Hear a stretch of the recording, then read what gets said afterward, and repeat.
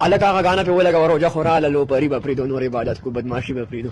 د آوټ لوپري د مرګ اصل حقیقت مخته راغی. خاوند یې اخر ولې مجبوره شو چې دا ووژني؟ که غواړئ چې تاسو هم د دې حقیقت په اړه پوه شئ نو ویډیو تر پایه وګورئ. دا اصل کې آوټ لوفره نه وه، دا ثنا جاوید وه او له دې څخه آوټ لوفره چا جوړه کړه؟ دا په حقیقت کې د اټک اوسېدونکي وه او د دې د لومړي خاوند نوم شفیق احمد و. له همدغه لومړي خاوند څخه یې 2 بچي وو او د وخت په تېرېدو سره یې ترمنځ په بعضې مسایلو لانجه راغله او له یو بل څخه یې طلاق واخیست. کله چې دا همدې لومړي خاوند پرېښوده نو د خپلو 2 بچو د کفالت په وجه یې په مختلفو کورونو کې مختلف قسمه مزدوریانې وکړې، خو دې په دغه مزدوریانو هم بسنه ونه کړه او په کومو کورونو کې چې دې کار کول د هغو کورونو څه فیمیل دې ته د ټیک ټاک جوړولو مشوره ورکړه او هغو ښځو دې ته وویل چې ته د خپلو بچو د کفالت لپاره او د پیسو ګټلو لپاره همدا د ټیک ټاک یوه شارټ کټ لار ده او همدا ټیک ټاک شروع کړه. دې هم د همدغو ښځو خبره ومنله او ټیک ټاک جوړول یې سټارټ کړل. نو دې د اټک په پل باندې یوه ویډیو جوړه کړه چې د هغې څخه دې ته ډېر زیات شهرت میلاو شو. له هغې څخه وروسته د دې یوه خراب او فیک ویډیو هم راغله چې دغو دواړو ویډیوګانو د دې ژوند بیخي ور بدل کړل او ډېره زیاته یې مشهوره کړه.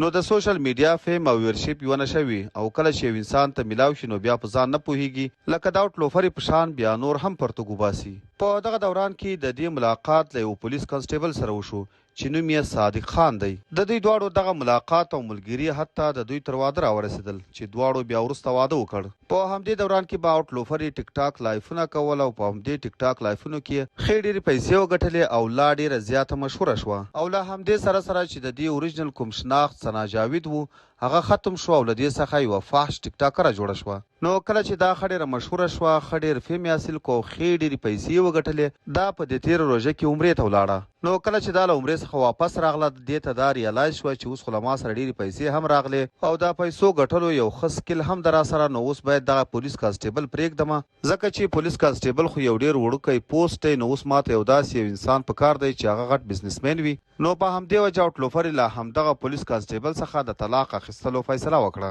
نو کله چې همدغه پولیس کانسټیبل خاوند د دې په همدې پلان باندې پوه شو نو ده ته یې ملګرو مشوره وکړه چې ستا په موجودګۍ کې دې فین پیدا کړ، پیسې پیدا کړې او ډېره زیاته مشهوره شوه او اوس دا تا پرېږدي طلاق در څخه اخلي نو دا له تا سره یو غټ زیاتی کوي. ته اوس داسې وکړه چې دا ووژنه. چې بالاخره خاوند یې هم همداسې وکړل چې کله دا په اسلام آباد کې په H11 کې له خپل فلیټ څخه راووتله.